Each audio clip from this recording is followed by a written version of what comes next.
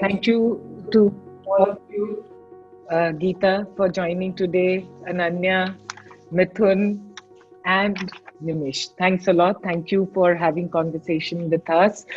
We are addressing a very important topic, migrant workers, the gig economy workers, and they have been impacted. Everyone has been impacted, but they've been so severely impacted. And thank you for joining in this conversation to help us understand what is happening, what Michael and Susan Dell Foundation is doing, what you as entrepreneurs are doing. The last statistics that we've got is that we have 4 crores of migrant workers in the country, and as of now, not even 75% have actually reached their homes. So they're stuck in different parts of the country. So please tell us, what are you seeing?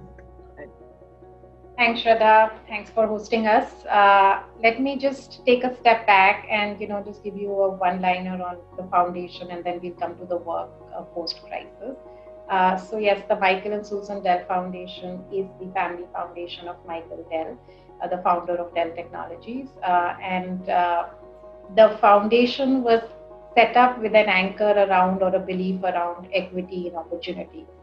So, stemming from that, we said we would like to impact lives of children and youth living in low-income communities.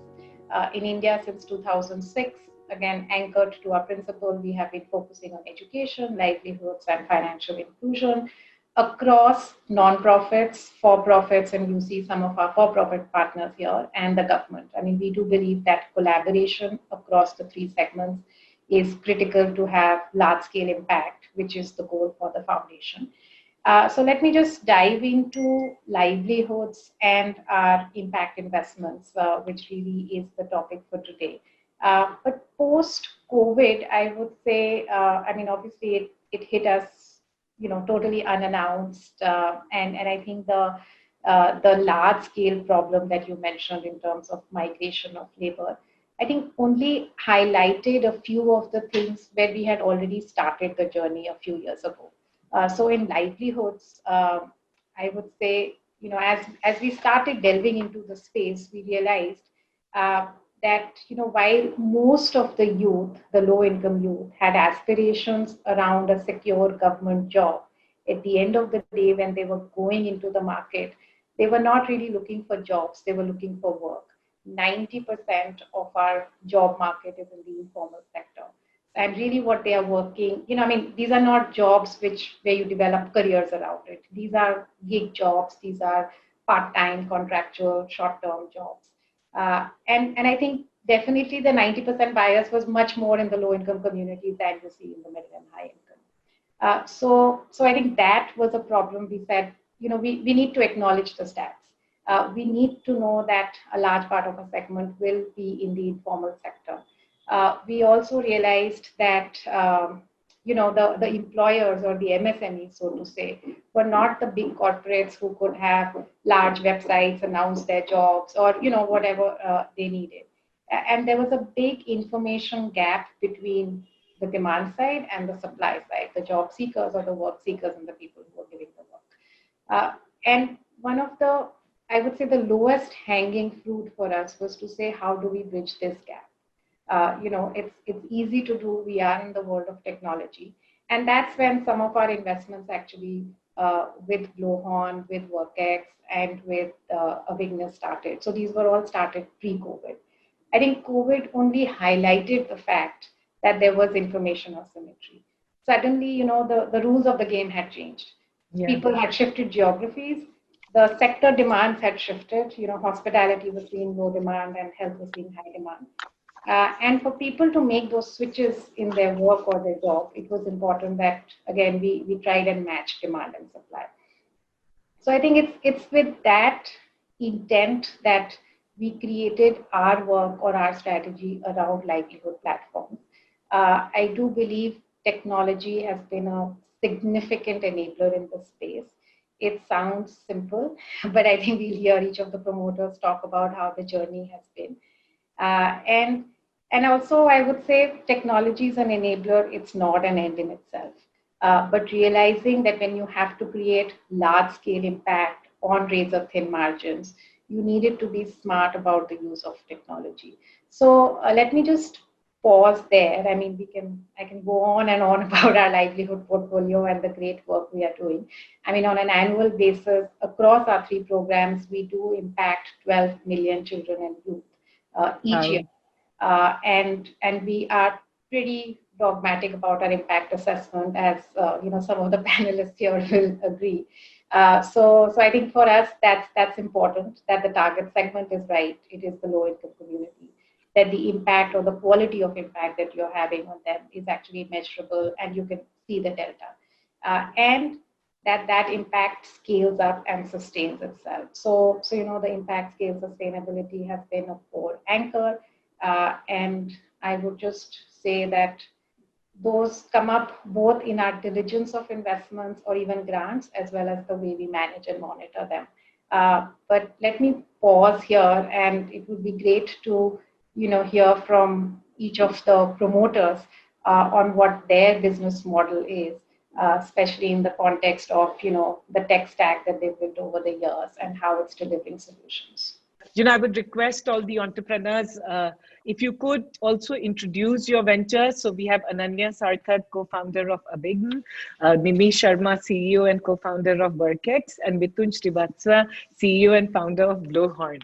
So, I would request if you could just quickly introduce your ventures and tell us what you're doing.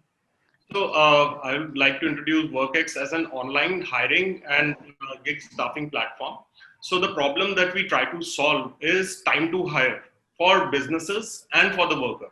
So the businesses have operational inefficiencies because of the staff. And the kind of staff that we are talking about is a high volume, high churn staff. And they move pretty fast between jobs.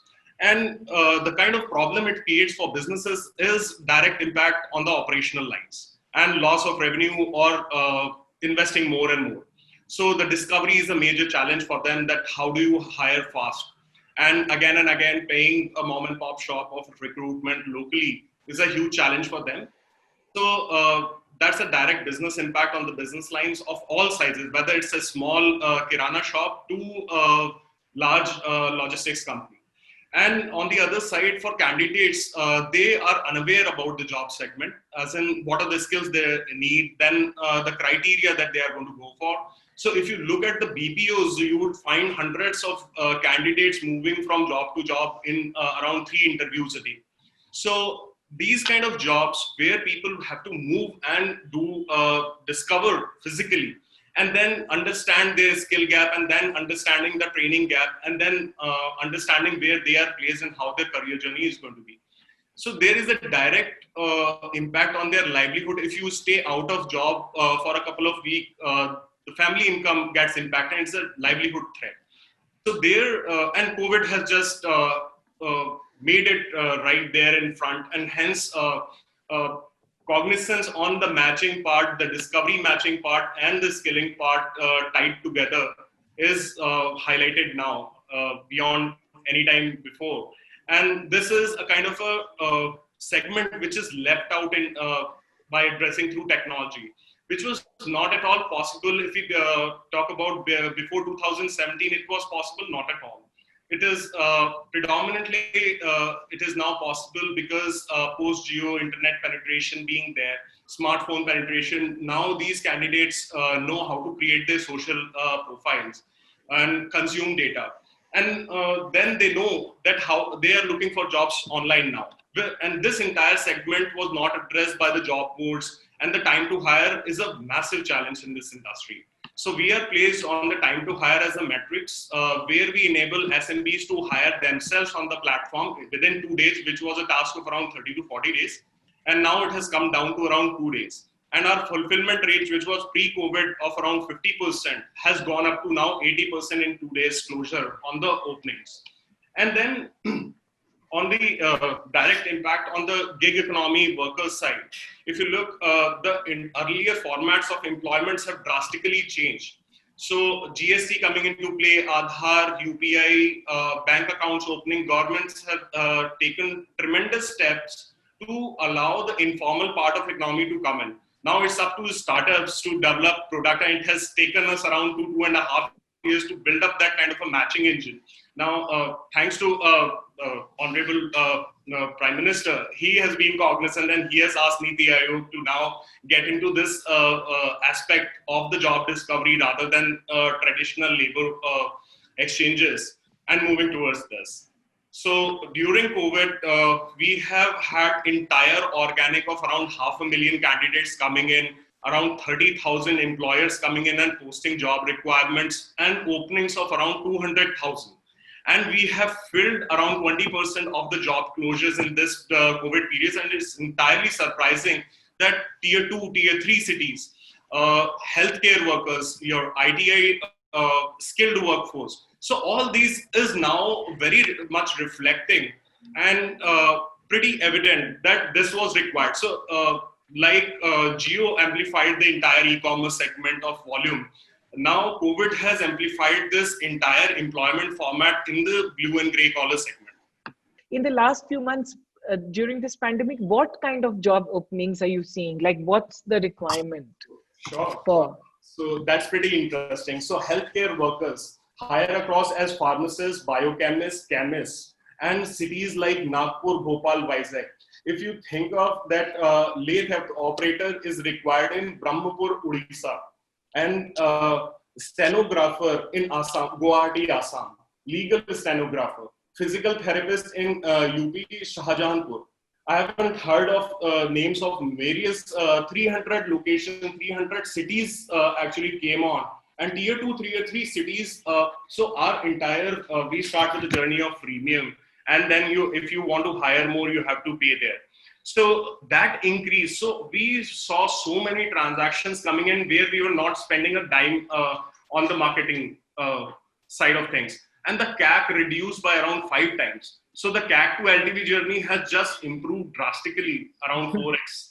And on our gig staffing platform, we witnessed the entire category pull, which was there from sales, business development, BPO, moving towards healthcare workers, towards logistics segment. And people want to have now gig workers. Enterprises, larger enterprises witnessed massive demand supply disruption. They went through, their distributors underwent their entire staff getting migrated to, again, approaching new age logistics companies like Blowhorn, I guess.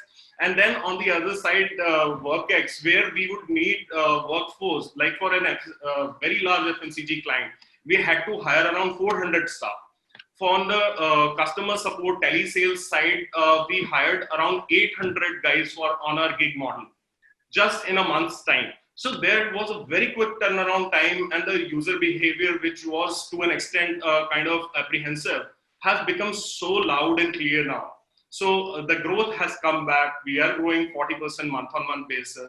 So that's really promising, and it's actually good on the ecosystem part of things that in India as a country, now adoption going to where you used to doubt about SMBs paying or not, or SMBs would require this kind of tech or not, is now sorted that there is no more proof which is required. And the impact of this technology platform is so huge that the guys who actually migrated, we are seeing local demand supply curve. We never imagined that these kind of cities would come in, and the kind of cities we never heard name of.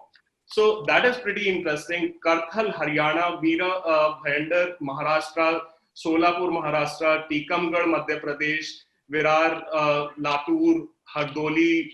Wow. So these are kind of cities that we never imagined while we were creating this. We just let the platform open for all the territories. And we witnessed that now we used to have around 200 cities and it grew over 300 plus now. So that was something that we were also astonished by. Yeah. Wow. So that I just like to add that I think, Workex, and then you'll hear the other stories, is a great example of, how technologies built over time have actually had the nimbleness to suddenly, either pivot or expand. And definitely these were all designed for the Bharat or the next billion. So, today are actually, you can see the impact coming out. And it's also a very good example of, the impact and sustainability, or, the affordability and the costs actually coming together on a same lane. and also leveraging some of the government moves, whether it is the Unnati portal or the Delhi Rozgar portal or the Haryana, all the states are setting up their portals. I think, the innovation and the nimbleness from the private sector combined with the databases and the reach of the government can, really, I guess, solve the problem of employment matching at a large scale for us. So I think again a good example of breaking the silos between the government and the private sector and impact capital coming together to solve a problem. Yeah, yeah. Actually, it's a phenomenal case study. Yeah, yeah. Actually, from Nimish, I mean, given he also talked about the gig economy, I think it would be good to move to Sarthak from Awign because the two models do speak a lot to each other, and then we can get to Blowhorn. Sure, Geeta. Thanks a lot for hosting us, Shraddha. So I lead Awign. I'll give you a quick introduction first. So we are a work fulfillment partner, both for enterprises and for gig workers. So on one hand, we work with enterprises wherein we take up complex work from them, we break it down into simpler tasks and get them done end to end through highly trained section of gig workers on our platform. We have about 500,000 gig workers on our platform who go on the ground in a radius of about 30 kilometers of where they stay and complete the tasks. On the other hand, we manage the job cycle for the gig workers end to end. So through our platform, we manage everything starting from helping them choose the correct task in their location to getting selected, to getting trained, to going out on the ground and completing the task, and also to the point of transferring the payment to their bank accounts. Everything is managed by the platform. And see, on top of it, we bill our enterprises only on the outcomes that we get on the ground and not on the basis of man hours. So it's a platform wherein we become an execution partner either to a gig worker or to an enterprise in parallel. And see, we started off in 2016, and since then we have been fighting a war against unemployment, underemployment, and lack of skills in India. These are the three problem statements which we are trying to solve. And we get people to go on the ground and execute tasks within 3 days of getting selected on the platform. And we also focus on continuous learning for them through varied section of tasks on our platform. So, I mean, since 2016, we have executed more than 5 million tasks till date. We have touched up over more than 150,000 careers. We have uplifted more than 150,000 careers till now. We have also been able to spread our wings to about 400 cities in India, touching upon close to 8 to 9,000 pin codes in India at this point in time. But COVID hit us, and the onset of COVID was equally harsh for us initially, as it was for the rest of the world. But thanks to the agile team that we have, and especially a shout out to all of the investors that we have. Be it MSTF, who has always been who always had our back and have always supported us in the past couple of months. Be it Unitas Ventures, Lumis Partners, all of the investors who have invested in us over a period of time. We have been able to get back on track. Now, see, we work with a section of gig workers who are either studying in a college or have graduated, are looking out for a job, or work somewhere but generate less than 25,000 rupee a month, or are blue collar workers, or there are homemakers who work on our platform, there are retired military professionals who work on our platform, and there are specially abled folks who work on our platform as well.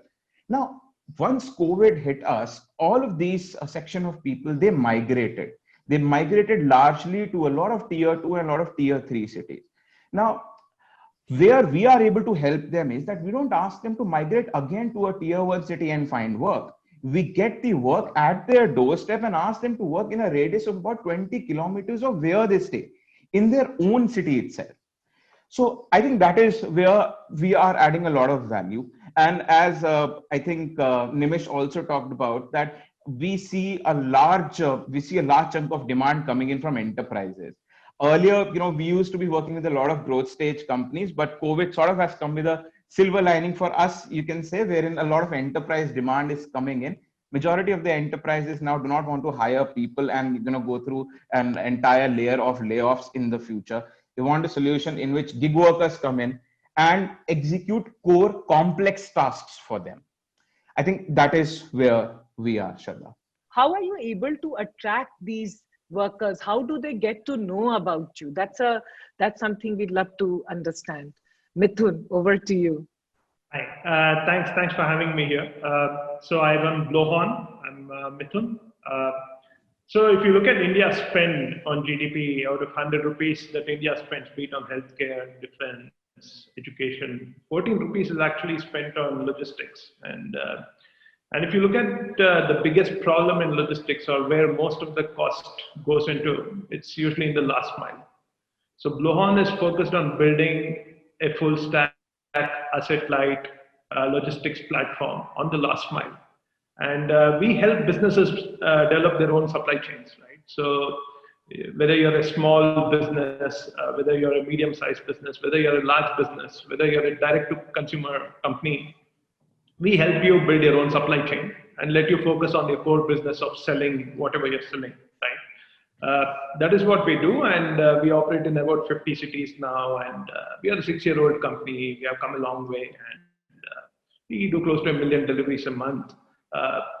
The key things which we focus on is, I think we focus a lot on speed and convenience, because we notice that consumers, be it even in Tier 1 or Tier 2 cities or Tier 3 cities, everybody's focused a little bit more on convenience these days. They want deliveries done either at their office or their homes. Almost 50% of delivery locations change at the last moment, right?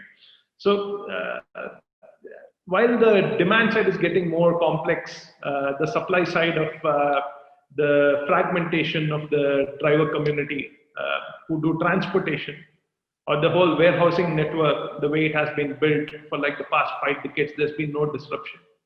So we are building a flexible transportation and a micro fulfillment platform to address this complexity. And yeah, we have been very glad to have the support of great investors and very good customers. We are pleased to say that we also hope that this financial year, will be the year where we'll get profitable as well. So that's interesting for us. Validation. Mithun, sorry. Yeah, Geeta, please go ahead. No, I was just on to your question on customer adoption, but why don't you finish with Mithun and then we'll get to that. Yeah, Mithun, I just wanted to understand, what are you seeing when it comes to the driver community? Are you seeing, because there was so much of disruption, is it back to normal? What are some of the concerns, challenges that you're seeing on ground? Sure. So I think so we do weekly pulse surveys with the community, right? So we have a very large fleet that we manage every day. And what we have learned is something surprising. So for the first 6 weeks, yes, the reverse migration happened, and we lost a lot of supply. And especially cities which kind of depend on migrant communities like Delhi and Bombay suffered, right? To address most of the supply. And for the rest of the cities, most of the supply comes from surrounding towns. So they decided to stick around or move back. What we have seen in the past 8 to 10 days is an uptick back in all the migrants coming back, at least at some level, right? So we have seen that, and everybody realizes that festival season is around the corner. And most of them tend to kind of, even for the gig economy, think it tends to be a good time of the year. And I think slowly we are seeing the revival. Is it at full scale? Possibly not, but we are confident that we should be able to kind of find some good uptick in the next few weeks. Okay, thank you. Thanks, Mithun. Yeah, Geeta. Yeah, no, I was just going back to your question, Shraddha, on how users get to know about it, the customers, and as each of them talk through their models. I would like to say, and it goes back to the question you raised on how we, what we look for when we select our investees and grants. I would say the the customer experience of the model is extremely important for us, because only if that experience is good will you get stickiness, and therefore either the sustainability or the of the business, and more importantly the impact on the customer. In fact, I was just reading, there is a quote from Michael also, who says, yes, Dell Technologies is a technology company, but we are also about customer experience and operations. And I think the same DNA also applies to the foundation and the kind of choices we do make. So yes, they all have their unique viewpoint on, how customer centric the model is, how they're designing the user experiences to be strong, so that they are sticky, and then how through word of mouth as well as marketing, more and more adoption is coming on board. But I guess a critical element is, not just the growth, but the stickiness. I mean, I don't think we want all our customers to come back and refer. So that experience should be not just simple, but I guess a delight for them, so that they refer to it. And each of the models has, of course, built it on them, and then over the years, evolved, so that that experience becomes stronger and stronger. I don't know, maybe we could start with you, Sarthak, on the... So Geeta, so if I have to sum up what you're saying, it's a very important point. What you're saying is that growth is important, but the experience of everyone who's in the platform would get far more weightage. Because if that's there, then the growth... Yes, that's a sustainable growth. Otherwise, you get growth in spurts based on how much you spend in your market. Yeah. Great. Yeah. No, sure, Geeta. So I would like to second the fact, first of all, that experience matters the most, because we sort of were on the other side of the coin when COVID hit us. So we realized that payments for gig workers is something which is very important for us to solve, although it wasn't solved on our platform a few months back. So COVID hit us, and we saw that a lot of payments to gig workers started getting delayed. And Play Store rating at our end all of a sudden went down to 3.3, and I had the worst nightmares at that point in time. But one thing which we realized, that payments for gig workers is not as simple as it sounds. It's very complex if you talk about varied type of tasks, and you talk about task-based payment. So we solved that one single thing for gig workers, and in a matter of weeks, our rating has now gone beyond 4.5 on Play Store. And this is across all the 150,000 downloads that we have on Play Store. So to second that, we are touching about 20,000 careers every month now. But I think because of COVID, a focus has entirely shifted towards retaining all of these gig workers and all of our enterprises as well. And to also answer your question, Shraddha, when you ask, how do we acquire them? How do we acquire the gig workers? So see, word of mouth is something which has worked for us a lot in the past. We've seen a lot of virality in the network, be it the network of people who are currently studying in colleges, or be it the network of people who are looking out for jobs. So that is something which has worked really well for us. Another thing is that, of course, when with the onset of COVID and everything, we launched 3 service lines, 3 new service lines in April. One of them was last mile delivery. And we also started to cater to the population of blue collar workers. Earlier, we were only focused on people who are prospect white collar workers, but we've sort of moved towards blue collar workers as well now. And one thing which is working out there for us is the fact that we have a platform which can be plugged into any community which exists already. So we don't need to create a community from day one. We just have to plug it in an existing community. So, and there are a lot of such communities which exist. What we do is we just go and plug in our platform there and try and give them work. They check it out, they apply on it, they get selected on the platform, they get trained, and they keep on making money every day. So that is something which has worked for us. Facilities for these people. One is the core is what you're giving, providing is job and salary. That's so core and fundamental and important. I just wanted to understand the other facilities when it comes to health insurance, all medical facilities. What kind of, do you facilitate something on those lines with the enterprises that you connect them to? Sure. I mean, I think at least at Blowhorn, I can speak for Blowhorn, and in terms of the driver community, right, especially, see, these guys were the heroes on the front line, right? They were keeping the hospitals running, they were keeping the retail chains running, your kirana stores open, right? I think the key question they used to ask us was, how will you take care of us if we fall sick? Right now, so I think we had a lot of support from our investors, and we quickly set up a donation site, and then our investors helped do two things, right? One is for people who were most affected and did not have any salaries coming in. We gave them a minimum income of some sort for 2 months, even though they didn't have any work, right? And that was purely because our investors enabled us to make that happen. The other piece where we got a lot of help was also setting up insurance, health insurance, and quality health insurance, which kind of covers them completely, right? And what's been heartening is we thought the donation is a one-off thing, but even now we have been getting enough trickle amounts to keep the insurance services going on. So I think slowly we are getting to kind of helping them in any way possible.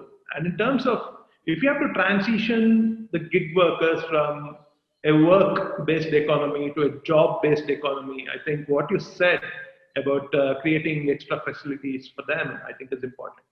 Yeah. Thanks, Mithun. Yeah. Shraddha, maybe I can jump in before Nimish and Sarthak. I mean, I would say as a foundation also, we've been very cognizant of, some of these gaps or lacunae for the informal sector. In fact, we were also just doing a research with BCG on gig workers and, what are the gaps they see? Do they prefer higher income over social safety? So, of course, happy to share that at some stage. But I would say, it is a challenge. The COVID crisis has again highlighted the lack of the safety net, and I would say the economy and different stakeholders in the economy are now talking about it and trying to sort of push the dialogue forward. On our part, immediately post-COVID, of course, we launched the Road to Recovery initiative, which was meant for gig workers and informal sector workers and micro entrepreneurs. To say that we recognize, they do not have the safety net. How do we ensure that, yes, drivers on the Blowhorn platform can get some sustenance fund? So, of course, Blowhorn was an investee of ours, but even across other gig platforms. So, with Samhita, we started the CSR platform. Then, of course, we've done some loans with NBFCs like Shubh Loans, etc. So that low cost, easy to access sustenance loans go to them. And then similarly, I would, in the informal sector, a large component is the micro enterprises. They are also facing a significant credit squeeze. So how do we ensure that, loans keep going back to them so that they can survive the crisis? So, and again, similar to us, there are many other, organizations, government is making initiatives, state governments are announcing schemes. So I would say it's definitely highlighted the need for it. The dialogue has started. Small pockets of work have started. And hopefully soon, we could have a broader framework, because at an individual organization level, and, especially, and Nimish and Sarthak can talk about it, when you're just a platform, when you're only enabling a match, it becomes very difficult to dictate, for enterprises or even the small enterprises on your platform to say, I will only supply gig workers if you do X, Y, Z. So I think we have to recognize, from a Workex and a Awign, these are platforms, they enable matches. Blowhorn is different, which can actually do more. But Sarthak, Nimish, I'm sure you are having similar dialogue with both, the demand side and the supply side on your platform. So good to hear what you are hearing and also how you are trying to address it. Yeah, so true. So, Geeta, here, running a two-sided marketplace has this very critical problem, first of all, of fulfillment. Second thing is of trust, and third thing is velocity. So here, to build trust on the customer side, you need to have a very good service level. That is the 2 days turnaround time, almost behaving like an on-demand service. Then on the gig worker side, if as a platform I do not win trust. So when we started gig staffing model, we were really pervy on the contract that we are going against the contract employment or permanent employment, and the person who is working in this format and trying to earn more should have that kind of trust. So from the day one, we made sure that every gig worker is insured. So we are going to take a hit on our contribution margin, but we are not going to allow a person without an insurance policy, which is coming as a group insurance policy from Workex side. And the second thing is the extension of the credit lines, as in the overdraft facility. So as Mithun just said, that it is so essential for a platform of this sort that you have to provide those kind of benefits so that you earn the trust and you walk them through the highs and lows in life.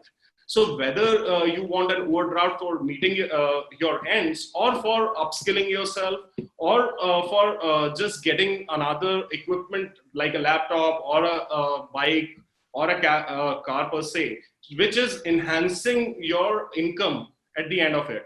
So that trust, once you achieve that, then only comes the part that you can run a kind of marketplace which is dual-sided, on demand and supply both here. And to have a kind of a high LTV to CAC, you require that trust becomes so fundamental point that our retention on the client side on the gig staffing model stands at around 95%.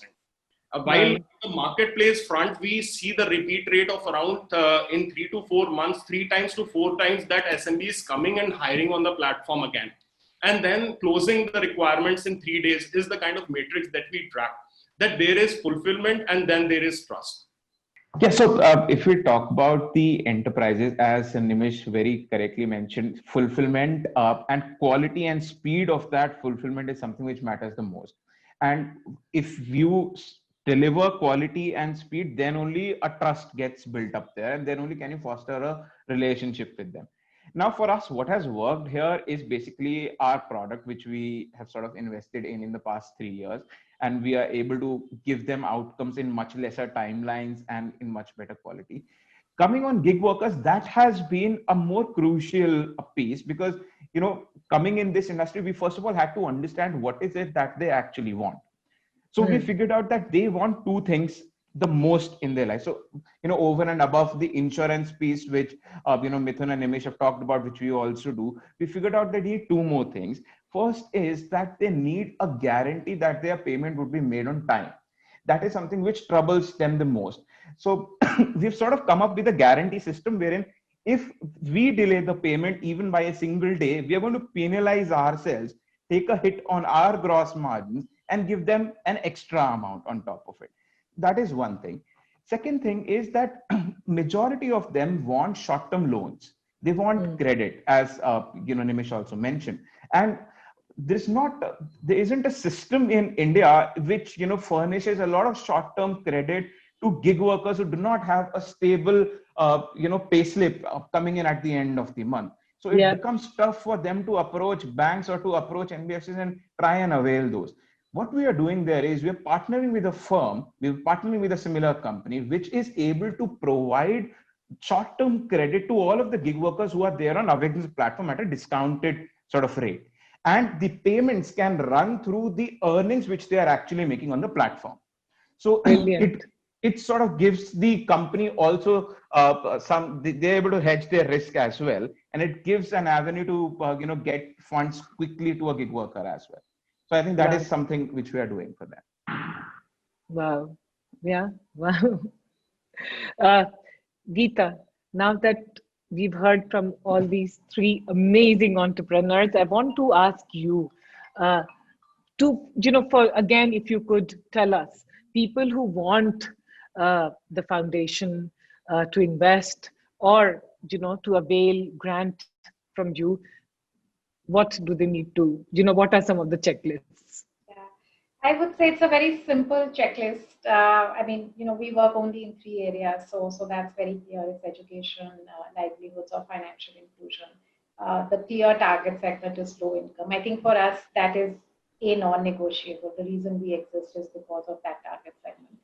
Uh, the next most important element is the impact that they're creating. So, the product that you deliver should create a delta in the life of that customer. So, whether so Blowhorn looks like a Uber for truck drivers, right? But really and there's a very strong business side to it. It's a logistics business, it's a micro warehousing business. But what Mithun didn't really emphasize is that when you look at the earnings of the truck drivers, Yeah. those are increasing significantly because you are removing the middleman and you're getting them more hours in a day to where they are productively employed. So the quality of impact, the stickiness of the impact, and then the sustainability of it. Because again, yes, you could provide many services. I mean, to Nimish's point, whether it's an OD or an insurance, but doing this in a way that does eat into your margins, but something that is still viable for you. Because at the end of the day, these businesses, only if they scale up, only if they attract other pools of capital, is it success for us? Because that is the scale that we need to achieve over a period of time. So I would say within the three program areas, the focus on low income, the quality of impact, the delta that they're able, and I mean in that, encompasses the entire customer experience, the scalability of the model, which really goes back to the promoters and the team that they are hiring, the vision that they have, and then, the viability of it. So how do we create a more sustainable business out of this, which will also not only sustain itself, but in order to grow, be able to attract other forms of capital. I mean, most of our businesses, all of our, at least on the for-profit side, all of our projects are very tech-enabled. Because in order to, again, create large-scale impact on thin margins, you need to do that. Even on the grant side, we are realizing that small experimentation can be done without too much use of technology. But the moment you want to scale it up, the moment you want to go inside a government school system, you need very strong monitoring and data sets that guide your thinking. So yes, data, measurement, and technology, I would say, are the three other elements of it. And at the end of the day, I mean, I guess the most important selection criteria is the founding team. I mean, because of the stage at which we invest, there's limited track record. It is really the vision and the power of the team. I think today we have about 40 investments that we've made. We've exited 10. I would just say, I mean, not on any one we have regrets on the choice of our promoters. I mean, they've all been in tough markets, in tough circumstances. They've weathered crisis, but touch wood, almost all of them have emerged stronger after a crisis. So yes, I think the family of our promoters and grantees is very dear to us, and all our success depends on them. So they are the most important choice.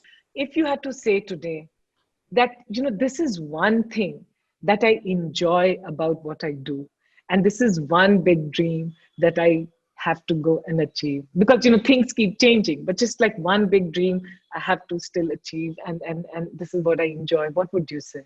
I'm an aerospace engineer by education. I had a drone company in defense segment, really patriotic, national feeling, and Tata Group supported, they bought it. Second part was that delivery, building the trucking business for them was amazing to understand the kind of impact and the reach.